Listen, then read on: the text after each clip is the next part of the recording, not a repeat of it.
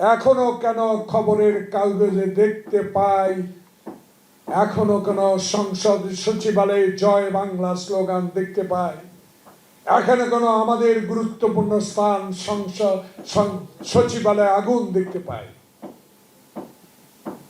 কারণ যারা 16 বছর নিষ্পেষিত করেছে বাংলার মানুষকে, যারা হাজার হাজার কোটি টাকা লুট করে বিদেশের বাড়িতে সম্পদ অর্জন করেছে, বাড়ি করেছে, গাড়ি করেছে,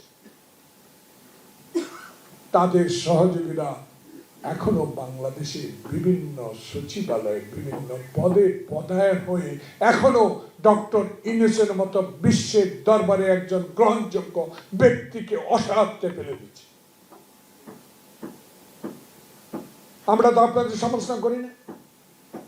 আমার নেতা তারেক রহমান নিঃশর্তভাবে আপনাকে সমর্থন দিয়েছে। এই সমর্থনের অর্থ এই নয় বাংলাদেশে আবার মঈন ফখরুদ্দিনের মতো ডিলে করে, বিলম্ব করে, 111 মতো সৃষ্টি করে আবার নির্বাচনকে বিলম্বিত করে জনপ্রতিনিধি হাতে ক্ষমতা হস্তান্তরে বিলম্বিত করার একটা চক্রান্ত আভাস আমরা গন্ধ পাচ্ছি।